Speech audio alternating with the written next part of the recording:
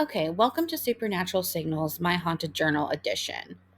So, normally, what I do with these journal updates is that it's to mainly highlight things that I've been going through supernaturally or spiritually.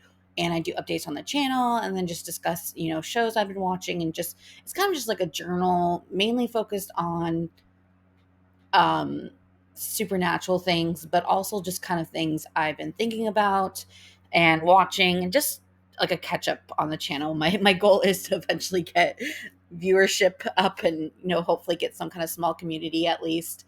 And it's just this is just my spot to not have such. It's more of like a discussion about everyday life and just thoughts I've been having. Um, and like I said, usually about supernatural, but also if I'm just watching a TV show I really like, or things I want to discuss in life in general. So, um, but just to start off with updates on the channel, there's really not much. I'm gonna work on a short paranormal parable this week, and then jump back into my deep dives. So, or I guess investigative ones. I don't really know what you would call it, but in between there, I just thought I would just hop on and do a little update. Now, as far as anything supernatural going, there's really nothing going on right now in that area. I mean, there's always something going on, but nothing significant that I want to report on. So if I do experience anything, obviously I will let you know. But the other thing I like to, I guess, I used to be really big into true crime. So that used to be, I don't want to say like a passion, that sounds kind of morbid, but I used to like watch as I know this sounds weird, but before I guess podcast became a thing, I used to always just listen to police interviews like in the background, almost like a podcast before podcasts became cool. Or I would listen to a trial right in the background, like the Jodi Arias and things like that. And like, I don't know, it's just something, even old cases, like I just, it's just something I got really big on. And since my influx of supernatural, I've kind of steered away from that. But now I'm kind of getting back into it just a little bit, nothing like I used to, but just starting to kind of like pop in and see a few true crime things. And sometimes I think you can relate, now that I learned a lot about the supernatural in a short amount of time. You can I kind of almost start seeing it, how it can almost fit into the supernatural world. And so for this journal, now that I'm getting more back into true crime, I might touch on some true crime cases here. And sometimes I might associate them with supernatural and things I've learned about the supernatural world. Um, with the case. Now, that might not always be the case. I might just want to be like, well, that was messed up. Like, hear what blah, blah, blah did. But for this one, I kind of had an idea. And again, a lot of my stuff is theories about the supernatural because you can't really prove anything. That's why they're called theories. But yeah, so what I'm going to do now is I'm going to kind of have like a little bit of a scripted take about this case. I don't know all the details. I didn't like do a deep dive in, and I just have some small research on it, and then kind of go into what I think about it and how it can relate to the supernatural. So, yeah. And I will have a time stamp as well because I know I talked a lot before this. Okay, hang on. Okay, so basically, what this case is about is, um, pardon me, I did say this was more conversational. Um, so basically, in Penrose, California, investigators walked into a funeral home and found nearly 200 bodies, and they weren't in caskets and they weren't in cold storage. So basically, they just found them on display. And this was a funeral home that they, here, no, I'll get get more to it in a second. But they were just kept at room temperature for years. Okay. And during the first search, they turned up about 115 bodies, but the count kept climbing. Okay. So it was over 100 bodies, right? And families have been told their loved ones were cremated. So it wasn't like they were just buried in the cemetery, right? They were cremated, which costs money, obviously, to do that, right? I don't know what people know about cremation, but from what I understand, it's not like you can just throw a body in a normal fire pit and it's cremated. You need to have it at really, really high temperatures. There's a lot that goes with the cremation process, right? And um and so the families were told that their loved ones were cremated, and some even had urns, but they filled it with dry concrete instead of ashes. I don't really know how that works, but you know. Um, the building itself was like something out of a nightmare from what they described. It was 70 degrees inside, and then there were broken makeshift coolers, remains stacked in plastics, and decomposition fluids seeping across the floors. Okay. So basically I don't know how they hide the smell. I tried to do some research on why people didn't smell that, which I'll get into later on, but it was gross. Okay. And the oldest body dated back in 2019. Okay. So yeah, it was a while ago. In the end, the owners, who were John and Carrie Halford, pled guilty to a state court to abusing corpses and in federal court to fraud. And so John is already serving 20 years. He took a plea deal, and Carrie just pled guilty and is waiting to be sentenced. So she's probably going to get like around the same time, 15 to 20 years. And so just a little bit more details on the case. Um, so like I said, the first count of bodies was 115, and then later it rose to 190s. And the I mean, it's just I don't know how else to describe it. But as far as the smell goes, is that Apparently, it was a multiple of things. So I do apologize. I think I said California, Penrose. It was in Colorado that this happened. I sometimes talk fast and talk over myself, but it happened in Colorado, and so it's cold there. So during the winter months, I guess that would help keep the bodies from decomposing fast enough and helps with the smell. Um, and also, it was in a rural area. Penrose was not surrounded by many businesses or neighbors, and there just weren't a lot of people walking past daily. Um, Additionally, there were limited visitors. Most families dropped off their loved ones elsewhere, so like a different location in Colorado Springs, and never visited the actual site where the bodies were kept. Again, the building layout, the decomposing bodies were kept in back rooms in closed off sections, which may have delayed smells escaping outside. I still don't understand though how they could have still operated in that way. I don't know if they just dumped off the bodies and just ran for cover, because again, 200 bodies, just I just gross. Like I don't know how. You know what I mean? I don't know. And like I said earlier, season and weather factors. Cooler months can slow decomposition, odors, and smell may not have reached full intensity until the warmer seasons. But like I said, they started this in 2019, and it was until 2023 when they were caught. So that was quite a few years, a few summers that it was gross. And then but when the smell did start escaping, that was in fall 2023, and neighbors and even mail carriers began reporting the odor, and that is what triggered a welfare check by authorities, and that led to the discovery. Now, the next thing is obviously like, why would they do this? Obviously, it's probably financial gain motivated. The prosecutor said that John and Carrie often took money for cremations and they were never performed. And like I said earlier, cremations are very expensive, and they're a big process. You can't just put them in a fire pit. You have to have a special machine to do it, crematory, or I don't know all the thing, but you need special tools and it costs money to do so. So again, they had licensing issues. So reports suggest that the funeral home didn't have a working crematory on site for part or all of the time. And when their cremation equipment failed, they simply just stopped doing them. And again, avoiding costs. So, like I said earlier, you need fuel, permits, maintenance, which costs money. And they allegedly chose the cheaper route of storing bodies rather than paying for those services.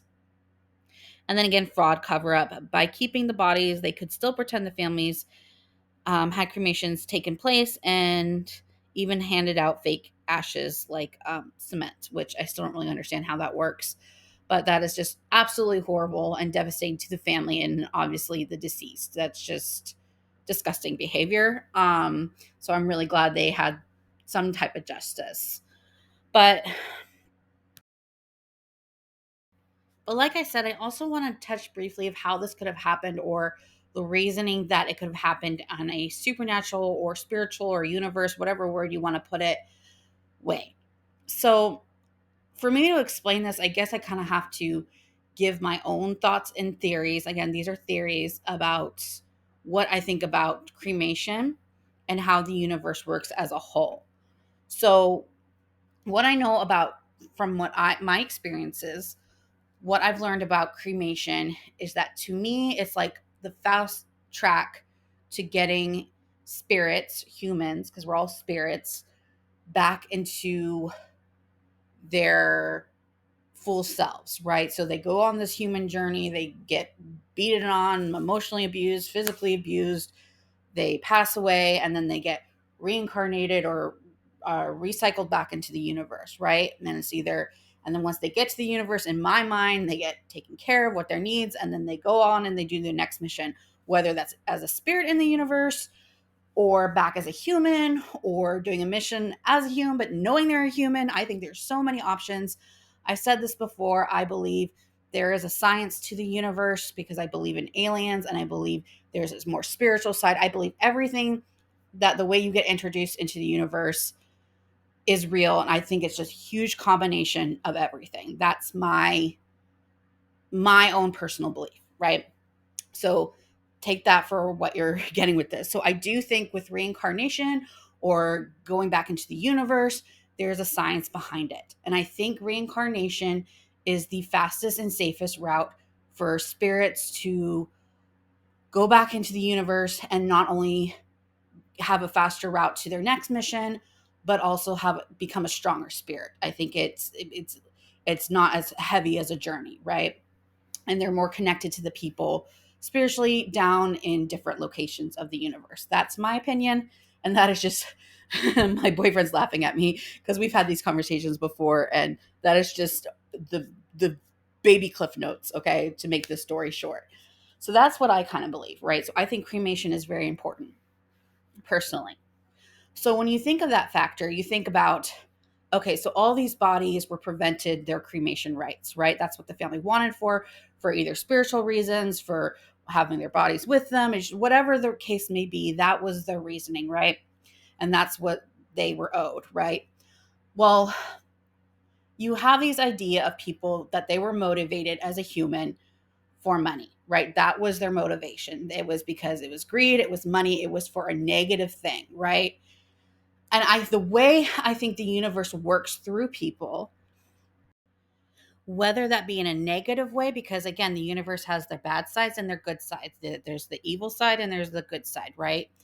And so if they're on the bad side and the people that are working for the bad side and are knowledgeable of the universe as a whole that maybe humans aren't always aware of, they could see that these people were vulnerable because of greed, right? They saw that their I don't know, kryptonite was greed and money, right? Their vulnerability, their distraction, their thing was money.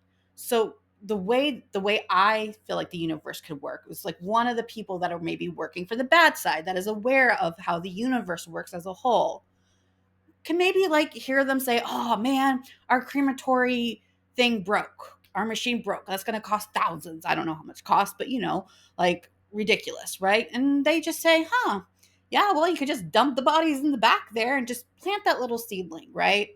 Plant that little thing, or maybe show them a program of someone getting away with something like that. Like plant it in their head because they know that's a vulnerability. And maybe they're already kind of thinking, like, oh, we could just do this for like one body and just seeing how much they can get away with it, right?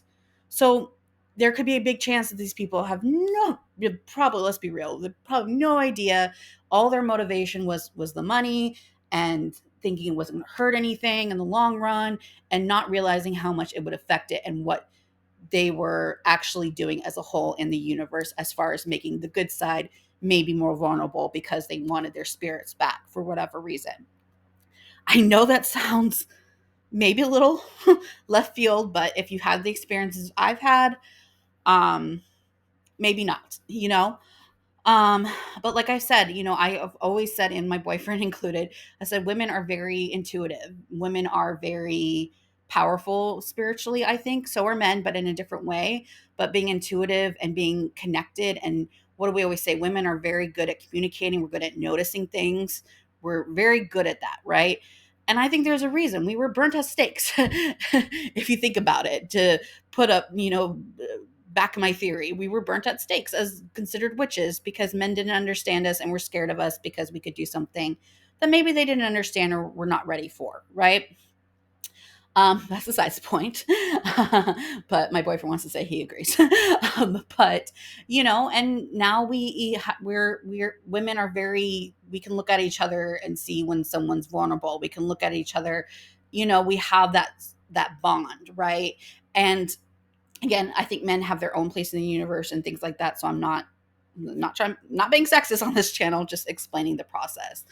And so I think, again, that's how the universe, and I think it's the opposite with good things. Like, you could be doing something that's good in your heart, and someone kind of like leads you to it without, maybe they didn't even realize they were leading to it, but that's the way the universe works. And then you do something and you've no idea that small good deed could be doing the exact opposite of hurting those people's journey to get back to their loved ones in the universe, as well as performing their next mission. Now, like I said, you might have a totally different thought process. You might think I'm sound absolutely bizarre, but I've always had the thought that having that reincarnation, not always, but in the last few years, having reincarnation and having, it's almost to me like a faster route to the universe, right? Instead of decomposing, getting your body on the earth and then the earth breaking it up back into the universe and all that. Think about that, because I do think there is a science process. Think about just being like, oh, you're burnt and it's all burnt and everything goes up in ashes and your soul goes up and it's quick and easy, right? with to me, burying someone, it just takes a lot longer to do that process, right? And that would help the bad side because means it takes longer for the spirits to become more processed, to rest, to rejuvenate, and to get recycled back into the universe, whether, again, that's a spirit role or coming back into um, the earth as doing another mission, whether they realize they're doing a mission or not. So, yeah, anyway, I know that sounds a little bizarre, but my channel's bizarre. And if you're into this stuff, then there's a reason you're here. Um, Please feel free to put your thoughts down below. If you disagree, please let me know and maybe I'll discuss it. I'm always open to discussion, and I will always, if I have the ability and the mental capacity and the um, the pique my interest with your viewpoint, I will do my best to respond. Up to extent, because it is my channel at the end of the day, but in my opinions. So yeah, but anyway, and again, they're theories. That's the point of theories, are to, you can't always prove them, but that's the point of theories, and that's the point of learning, and that's the point of experiences, right? And I know what I've experienced. So yeah, other than that, yeah, please share your comments below if you have any thoughts on reincarnation or what these freaks, for lack of a better word, did to those families and individuals, which is absolutely horrific. But yeah, other than that, I'm going to try and make this short, to a point. And I hope everyone had a good weekend and are staying safe. And besides that, like, comment, and subscribe, and stay curious and stay tuned in the supernatural. Thanks for watching.